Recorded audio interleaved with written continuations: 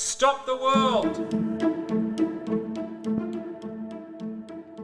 Who has the talent, who has the people, who has the land, who has the energy to build out alternative capacities to produce, which, quite frankly, the West has neglected for the last 20 years. Welcome to Stop the World, ASPI's podcast on security and international affairs. I'm Olivia Nelson. And I'm David Rowe. ASPI's major summit on cyber and critical technologies, the Sydney Dialogue, is just weeks away. Wait, what? How are we in August already, Liv? I can't believe how fast this year has gone. Me either, Dave, but I am really looking forward to the Sydney Dialogue, which will take place on the 2nd and 3rd of September. We have a hugely impressive lineup of speakers, including Nobel Peace Prize winner Maria Ressa. Who are you most excited for, Dave? It's a good question, Liv. Maria, definitely. I mean, she's one of my heroes. I'm very thrilled about a guy called Connor Leahy, who's a brilliant mind on AI. He's one of the world's most famous doomers, those people who are really concerned about the potential existential risks involved with superintelligence, and I'll be hosting a panel session with Connor, so I'm very excited to meet him. For our regular listeners, that won't come as a surprise to you that Dave chooses a speaker who will talk about AI. And Dave, what is Connor most famous for saying? Well, a bunch of things, some of them probably unrepeatable on a family podcast, but my favourite quote of his is that libertarians are like house cats. The system that supports them is one they neither understand nor appreciate. I think that's brilliant. That's great. To find out more about TSD, we'll add a link to your episode notes. But for now, let's get into today's special episode. We have a conversation between Alex Caples and Gilman Louie on tech innovation and investment. Alex and Gilman talk about the role of technology as a component of state power, how the innovation landscape has changed, and the importance of manufacturing to ensuring our supply chains are secure. We might have the best designers in the world. We may have the best scientists in the world, but if we can't build anything, we will be forever held hostage on the supply chain. They also discuss another critical component, talent, and the challenges in moving both talent and investment across borders, including between friends. It is very difficult right now for countries to easily move technologies back and forth and talent back and forth to build up capacity that's cross-border. So that's enough from us, probably too much. Let's get into it. Welcome everybody. My name is Dr. Alex Caples. I am the Director of ASPI's Sydney Dialogue here at ASPI, and I'm joined by Gilman Louie, co-founder and partner at Alsop Louie Partners and co-founder and CEO of America's Frontier Fund. Gilman Louie, welcome to ASPI's podcast, Stop the World. It's great to be here. I'm so pleased to have you join us for the Sydney Dialogue Summit Sessions to preview some of the things that we're going to be discussing at the Sydney Dialogue in September. Throughout your career, you've been focused on tech and national security.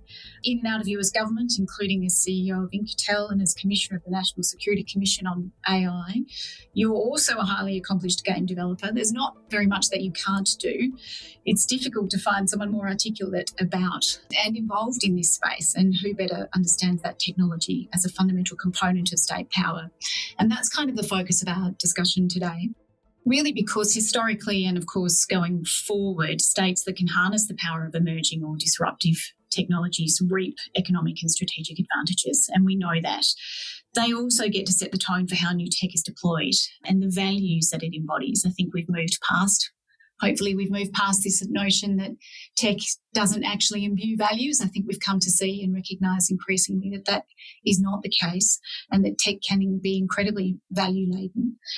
So states are starting to recognise that. We see that through national lists of critical technologies in the US. It's the list of critical technologies of a national interest in Australia.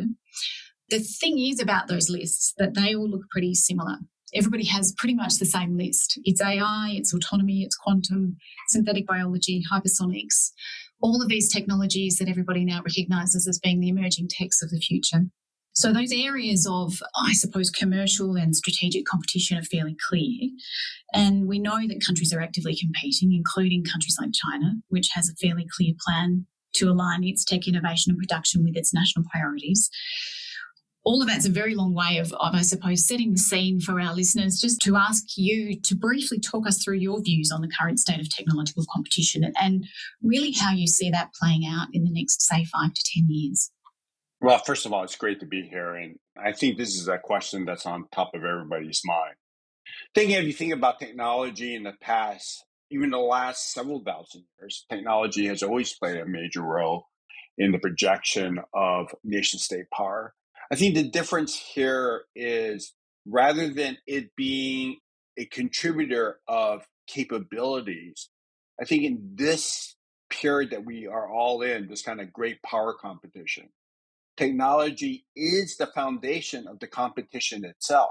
I mean, just think about over the last few years, the emergence of large language models and artificial intelligence, and how it has accelerated the pace of discovery and breakthroughs in many other fields, from pharmaceuticals to biology to computer science to quantum sciences. All of these have this interesting interplay that I think there isn't a country in the world that hasn't recognized that if you're not a significant major player and if you stay on the sidelines, you are not only disadvantaged from a national security and defense point of view, but you're economically maybe irrelevant because these technologies will touch every aspect of people's lives. You know, it's not just the countries and the ability for countries to project power, but also to empower the individuals. And as you said earlier, it is very, very difficult not to have the social impression built into the technologies by those who build those technologies. So a European-led technology stack will probably look very different than an American or North American technology stack, which will look very different than the Asian technology stack or Chinese or Russian technology stack. Even though the fundamental technologies may be the same, the applications that we built on top of those technologies will vary greatly based on the social, national, and economic priorities of the countries. I mean, you're absolutely right. Some of that is because technology is moving faster than states. I mean, governments are not great innovators. We know this. In some cases they are, but they tend to have systems set up to innovate and need to be consciously choosing to do that, as opposed to industry and private enterprise where innovation is really part and parcel of kind of business as usual. Technology is often developing out of industry, out of private enterprise, and therefore it's kind of designed to some extent around a market or potentially around users. So how much of what we're talking about as far as technology that's adopted out of industry or that creates that social impression, that creates that technological kind of uptake, is that something that we are able to shape? When I say we, I'm talking about, I guess, governments and people who have an interest in perhaps making sure that democratic values are imbued in technology. Or is that something that we're along for the ride and we're just going to have to try and kind of regulate and minimise the worst of the impact of the potential harms? It is really a partnership between governments. When I say governments, I'm not just speaking federal governments or coalition governments, even down at the state and local levels, province levels, right? There's government on one side. There's academia who's leading much of the research funded by governments in many cases. And the companies who are building the technologies to power not only transformation and social development, but also economic wealth for those who built it. And so what happens is the technologies themselves become amplifiers of the societies that they reflect. So a social graph technology in China may look very different than a social graph technology in the US. The technology that's designed to help folks communicate could also be easily prioritized to keep harmony in the country, which may be viewed by another country as suppression or lack of democratic values. On the other side, right, there's a huge concern that because these technologies are transnational, in many cases global, that without a level of control or insight in how these technologies get built and the guardrails that are built around those technology, there's a fear that without some level of control on the government side, that these technologies can lead down to a harmful path. On the flip side of that, commercial companies are saying, look, how can you regulate technologies at the pace in which government applies regulations when before the ink is dry on the paper, the technology has already morphed? So this is why this partnership is really important. It's important to have these dialogues. We see this happening like in what took place with large language models and AI. Clearly in the US, the technology was moving much faster than anybody could legislate, much less keep up with it. I live in San Francisco. 3 of the 4 largest language models in the world, highest performing large language models in the world, are within 50 miles of my home, right? So you have a huge concentration. And so it was really important for the government to sit down with the companies and say, look, here's how we should agree on what responsible use of these technologies are. Nobody wants these technologies to be used in a harmful way. But if you allow the technology to just spawn on its own, the consequences to not only society, but even to your shareholders themselves could be hugely in jeopardy, because whether or not the US regulates you, somewhere else in the world they will. So act responsibly. Let's work together to figure out where the challenges are. We might not agree on all of them, but let's start with the dialogue first, right? And then provide safety rails, both in regulation and legislation, but also more importantly, in corporate behavior. Yeah, it's an interesting one there, of course, which is that kind of commercial incentives meets national priorities or security incentives, and how you marry those things together. Naturally going to have to be a partnership. Do you see what we've recently seen in the States with AI as being best practice? What is it that governments are doing well, and what is it that they could be doing better in terms of building those partnerships, building that trust, making sure that they're not ahead of the curve, because we know that that is part of the problem, of course, but that they're actually kind of keeping pace with where technology is heading, and they're having those conversations with a range of different industry partners who are themselves trying to negotiate different regulatory frameworks across the world. I think if we can just start from the economics first and kind of work our way back to the countries and to the companies, right? It's really difficult for these deep technology companies, whether you're chasing fusion power, next generation synthetic biology, large language models and AI, chips, all of these are extremely expensive endeavors. It requires huge amounts of capital investment, huge amounts of specialized talented labor to build out this kind of capability. As such, no single company can be a global player by only being in one market. Countries have to recognize that and work together in cooperation with each other to set down reasonable frameworks in which these companies need to operate in. So it's very difficult for one country to simply say, you know what, I'm going to regulate AI, for example, if the rest of the world goes in a separate way. Flip side, if a company in the nation kind of goes, well, I use my political power, I use my ability to position and lobby to get my country to do what I wanted to do, still does not guarantee economic success. So this is where countries coming together to agree at least on minimally viable frameworks of both things that we want to see the technologies do on behalf of our societies, but also things to avoid for the protection of our societies, need to be clearly articulated.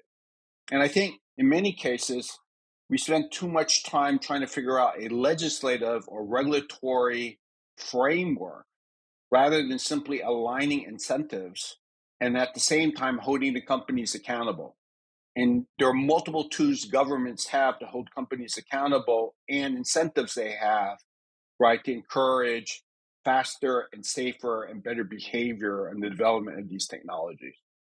Absolutely agree in terms of, I suppose you need both a carrot and a stick. Both sides of that partnership need to see something in it for them, obviously. We've seen things like voluntary standards. We've seen kind of guidelines in which self-reporting has been part of the requirement. You see this trend in Australia, to some extent in the States as well, certainly in Europe, around this idea that actually voluntary reporting and standards are not enough. We're not necessarily seeing industry and some of the big players respond perhaps with the degree of alacrity and potentially with the degree of social responsibility that might be otherwise expected. So does that mean that we end up trending towards these kinds of ideas like security by design and built-in regulatory frameworks, or do you still see that there is this middle ground somewhere in terms of aligning incentives and how best to do that? I don't think salary pointing is good enough, right? I also see that companies are very good at working around any kind of hard and fast regulatory frameworks. You only have to look at the U.S. chips situation where we say, okay, if you make a chip that goes this fast and does this amount of work, right, you can't ship it for national security reasons to countries that may be competitors, right? So companies are very good at like managing the system to kind of get around it faster than we can write regulatory environment. That's why I go back to principles and flexible application of those principles. What are the fundamental principles that we're going to apply to the no-fly areas or where technology needs to go to that could be dangerous and harmful to society? And every country has something that's slightly different because every society has its own imprint. And where are the things that we rather have them go? And so this is one of the challenges most countries have. We are not particularly good at leveraging our buying power. For example, the U.S. Department of Defense is one of the largest buyers of IT in the world. We add in the entire U.S. government, right? That's a mighty big carrot and a mighty big stick. The same is true across, many of the countries that we're talking about, first and second world countries. Even second world countries have huge buying power, right? And so in this global competition, right, we hear a lot about Belt and Roads, digital Belt and Roads, the global South, right?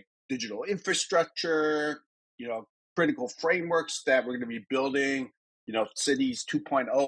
That's trillions of dollars that's going to be invested in the rebuilding of the global infrastructure from everything from energy to health to information. Now, countries need to recognize their buying power and they need to use it appropriately.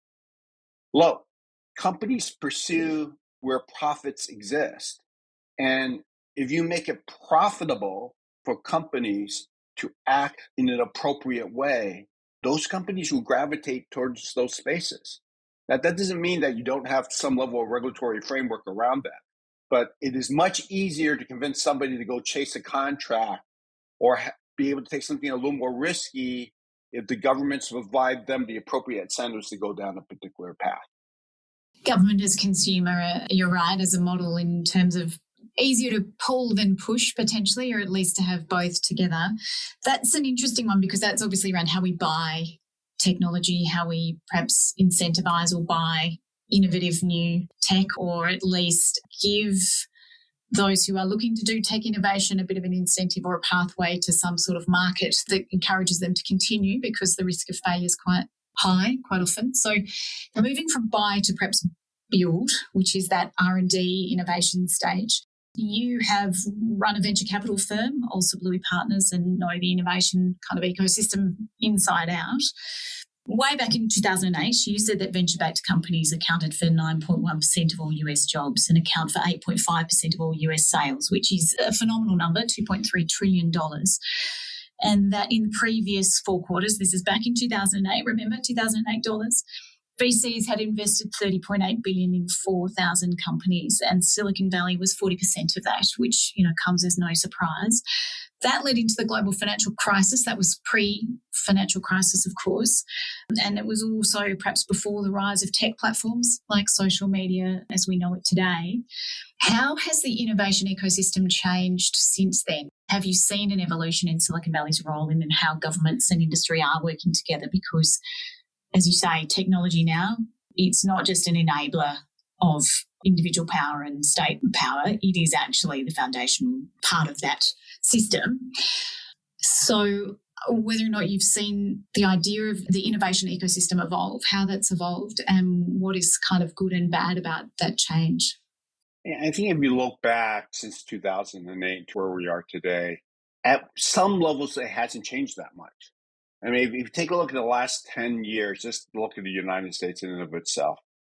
4 regions San Diego / LA, San Francisco, San Jose, Seattle, right, and Boston accounted for 90% of the innovation jobs in the last decade. Now, we see other hubs and places growing in the US. Some of it's just transferring it to Austin out of some places in California. There's a lot of discussions about creating new technology hubs because technology hubs require talent. The last series of revolutions primarily was software based. And if the new technology revolutions include things like energy and pharma and ag and dozens of other technologies that may not be centered in those locations, it gives rise to new opportunities. But that's the promise. The reality is it really hasn't changed that much.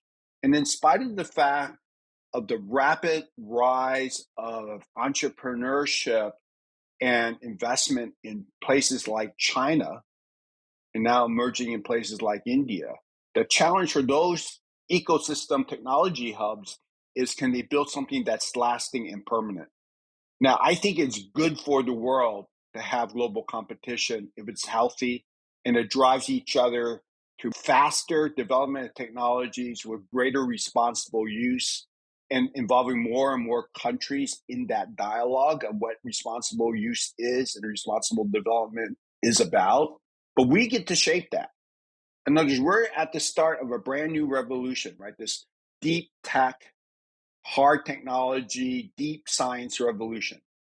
And the fundamental difference between this next coming revolution and the prior one is that this is going to require an order of magnitude greater capital investment because we're building things, not just pushing atoms and bits, right? We're actually building things with atoms and not just pushing digital bits. And because of that, countries have a lot to say about where these things get built and how the dollars get invested in. Now, I will say that the global financial environment and government regulatory and tax environments are not well suited for that. It is very difficult right now for countries to easily move technologies back and forth and talent back and forth to build out capacity that's cross-border. Even cross-border investments is becoming more difficult because of national and economic security reasons, but that actually is disadvantaging smaller countries who don't have the capacity in and of themselves to compete country to country with a country like the United States or a country like China. So we really are going to build our alliances. We have to level the playing field and make it much more portable for talent, technology, information, data pipes, the entire ecosystem to flow seamlessly where capital and talent exists versus these artificial walls that really end up hurting the coalition countries much more than, a monolithic country like China that can just on command move capital around and move people around. Yeah, the benefits of a planned economy, I suppose, one of the few benefits potentially. That's an interesting conundrum though, isn't it? Because it is that kind of thing for the last revolution was really about software as a service and, you can code anywhere. You don't need to move a whole lot of plant or build a whole lot of fab or do any of those kinds of things that effectively is that fourth industry that you're talking about there. And it is things like synth bio, it is needing to set up kind of plant, it is moving back into parts of manufacturing and so on, driven to some extent by this idea of not necessarily sovereignty, but certainly people looking to de-risk economies, countries looking to de-risk economies in a way that we hadn't seen for the last couple of decades. That is an interesting one from an Australian point of view, particularly because Australia and other like-minded nations have historically benefited from US tech leadership, but also our relationship with the US. And what we're seeing now is that increased geopolitical tensions are driving that desire for sovereign tech capabilities, or at least to de-risk things like supply chains, including tech and digital supply chains. So Australia as a smaller economy is in the position that you just discussed or mentioned, which is that we can't do it all. We can't de-risk entirely. And I don't know that we would intend to, but really, I suppose, interested in your insights and your advice on how smaller economies can make some of those sustainable big bets. Yes, to opening borders, yes, to moving talent and to being able to kind of free up investment, of course. But where you do need to make big bets, how do you go about identifying and articulating what the possibilities are for smaller economies? Well, I think every country needs to figure out its own strengths, weaknesses, opportunities, and threats. The classic SWOT analysis. Australia is a great country for lots of reasons, right? Not only because you have superannuation funds and you have a huge amount of capital that you are investing that can actually make a huge global difference in thinking not only on how can we maximize returns for the pensioners in Australia, but how it could be used also, right, to play a role in de-risking its critical information and supply chains on a global scale. That's a very important tool. The science and technologies that are coming out of your universities in things like quantum communications, mining, and processing technologies, all critical if we want to create alternative models to places like China. But as you pointed out, it needs to do it in partnership with other countries. So there is huge incentives to lower artificial boundaries between like-minded countries. And we're not talking about lowering barriers to countries that may act as competitor or threats, but like-minded countries could very quickly figure out where are the innovation barriers that prevent capital from flowing freely, IP and technology from flowing freely, where we can combine research and even put together shared compute infrastructure to take advantage of the AI revolution.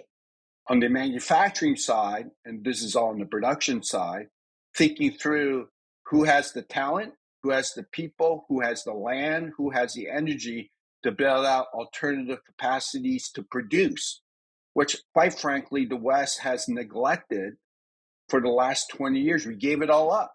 And so we might have the best designers in the world. We may have the best scientists in the world. We may have the best talented white-collar workforce in the world. But if we can't build anything, we will be forever held hostage on the supply chain.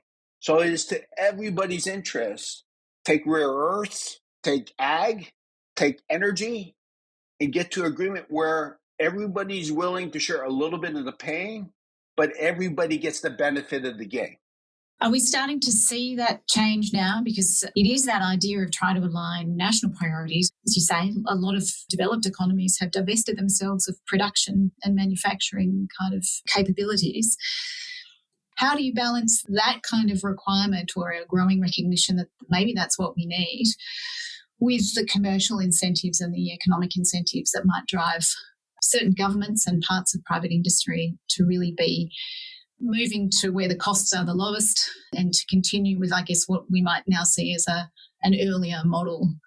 I think a lot of the answers already exist in business. In some ways, if we apply some fundamental business principles at a nation state level, we can solve a lot of the problems. So first of all, things may appear to be cheaper today, but on a risk-adjusted basis, they become very expensive. If you have a highly efficient but very brittle system, you have to account for the cost of when that system may fail you and build that into the cost structure. Good production managers think about portfolios of de-risking across supply chains. The governments have tools like offtakes that say, now this is a slight difference than the old nationalistic viewpoint, but says, I can't afford to have a level of concentration in any one place that makes my complete supply chain brittle. That's very different that says, I got to build it all myself. It has to be made in the United States. I can only buy from the United States. Mm-hmm. It's a simple recognition of building in risk as part of the pricing and portfolio analysis. And then on the disclosure side, both at the nation state level and even down at the corporate level, require reporting just like you would out of any risk and compliance committee, right? If you have huge concentration in your customer base or your supply chain base, you have to report it. So this idea that it's cheaper to build it somewhere else, right, that's true for 10 seconds until it's no longer true. Yeah, absolutely. That's really such an important point, I think, which is not that governments don't recognise risk. It's more about perhaps the maturity of the conversation within government about how you price that in, for want of a better phrase, and how you measure that against potential future kind of risk and having those risks manifest, as you say, brittle supply chain. So that is interesting because we've talked about tech power as a feature of national power, and that relationship's evolving precisely because it is so difficult for nations to do things all by themselves. And part of the answer, exactly as you've said, is looking to like-minded partners to see where you might be able to diversify your risk, diversify production, really make sure that you have some sort of guarantee of access to the things that you need and to the future technologies that you need. But we've also, I think, seen this reduced trust in multilateral institutions and a kind of a rise in minilateral groupings. How does that play out in terms of the tech innovation space, in terms of the shift in mindset that governments need to make that you've been describing? I think governments sometimes fail in spite of the huge budgets that governments have to power the market, particularly to power the public markets. I mean, you think about it, right? We worry about China investing $2.5 trillion in new technologies and our ability to keep up with that. But flip side of that is, there's $40 to $50 trillion in capital markets ready to invest. And so what governments need to think about is how to lever up their investment with market investment, provide appropriate de-risking tools and incentives to take advantage of that. Now, the challenge is that the old model is, we have a group of aligned countries and we will align, these 5 countries, 5 eyes, AUKUS, we can go through the various lists. We will align on all these values. And I think there's nothing wrong with that. But in the technology revolution, it's based on capabilities, demand, and talent. And so you're going to be partnering with countries that not only are like-minded, but countries that are willing and able to move quickly. Because the real competition is not about money or even about markets. It's about speed. It's a race. Everybody says, well, we hate that word race, but quite frankly, it is a race. Getting there first and getting there last is the difference between being a player and being a victim. Those in the front get to shape the landscape, gets to define the technology stacks, get to actually build appropriate safety guardrails for their societies and impugn what good social values are in the technologies that they're helping build. So this idea that we don't need to build anything, but we can just regulate it.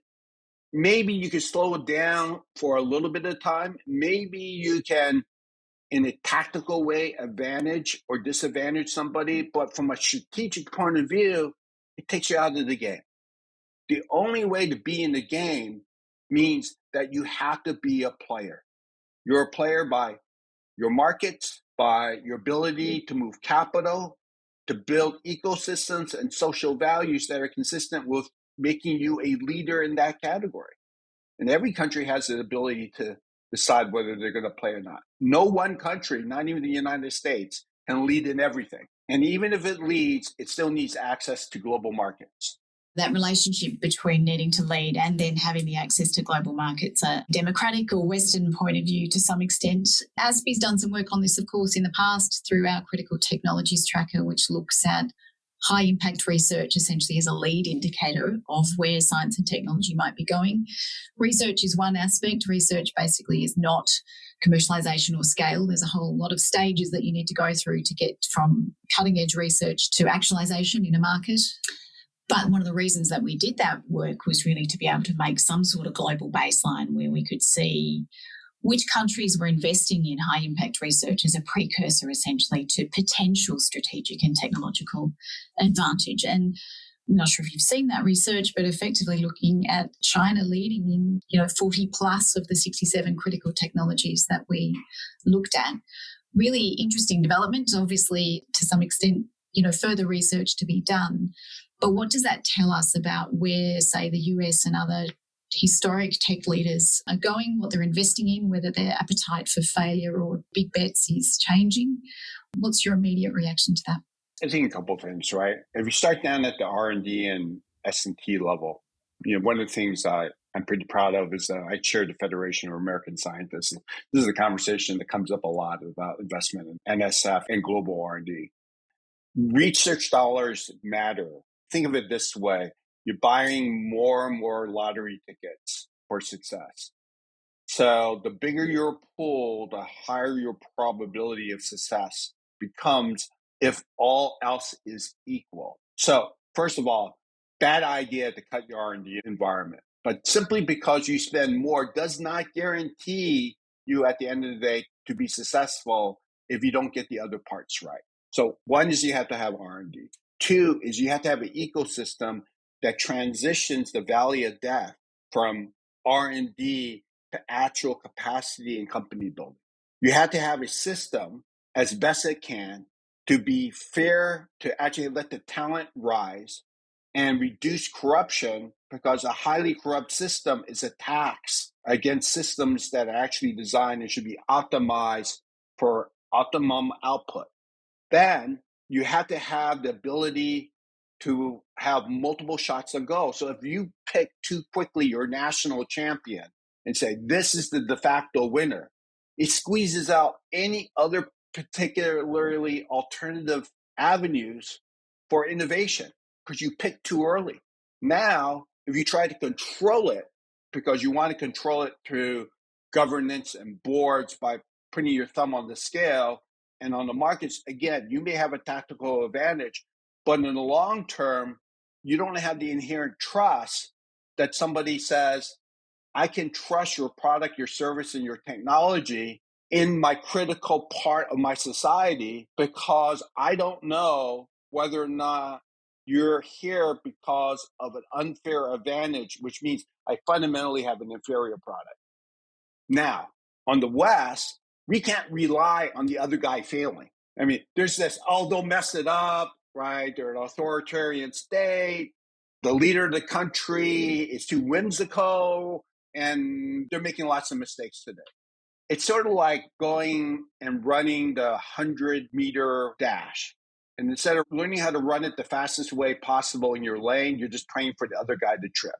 So each one of our countries also have to make sure that entire chain, starting from R&D and getting multiple shots on goal, to developing and scaling and providing a workforce that actually has the talent to scale up, and markets that create the demand function that guarantees that the companies who have the best products and services actually are winners at the end of the day. And you got to get it all right. 2 of the 3 doesn't count. No pressure at all to get it all right.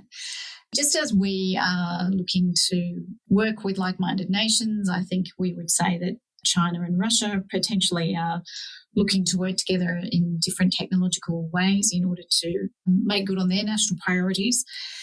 We've tended, I think, to separate China and Russia into sort of geographic spheres, but do you see that China-Russia partnership as a technological block, as a major security threat that we need to be focusing on?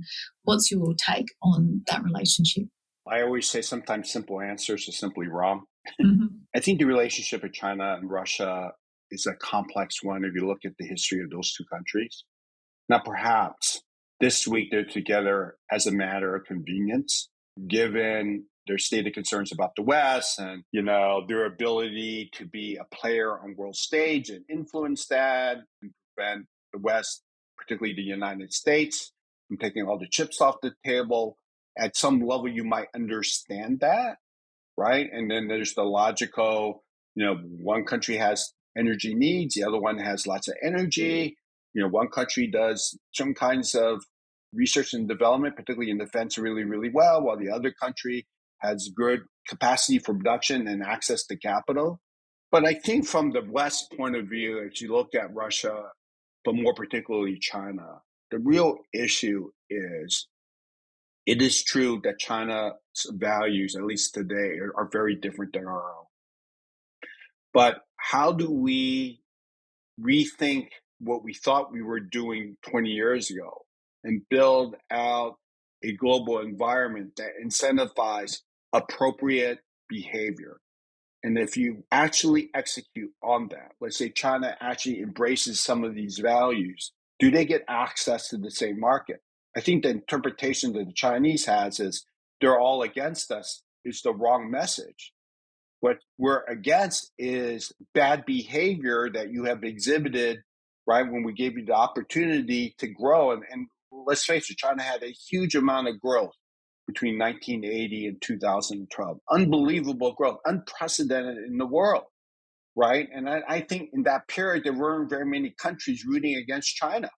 Now, something has changed between 2012 and where it is today. The real issue is, where do we want to be in 2050, right? What's the world going to look like? Are we going to be a multipolar world, a bipolar world?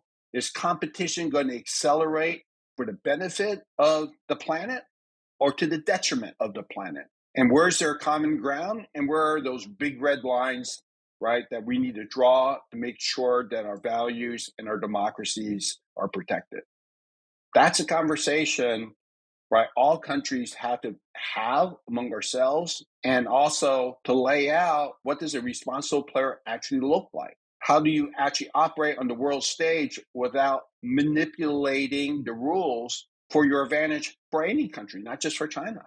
Those are hard questions, but that's why we have international diplomacy, and that's why tech diplomacy is becoming more and more relevant today. I couldn't agree more. Those are all challenging but important questions for policymakers and for industry, but also for anyone with an interest in how tech shapes values and ethical frameworks, all of which we will be further discussing at the Sydney Dialogue in September. And we're so sorry that you can't join us in Sydney this year, but I do thank you today for your time and your insights today on the podcast. Gilman Louie, thank you so much. Thank you. It was great being here. If you're interested in finding out more about the Sydney Dialogue, we've included a link to the TSD website in your episode notes. And that's all we have time for today, folks. Thanks for listening.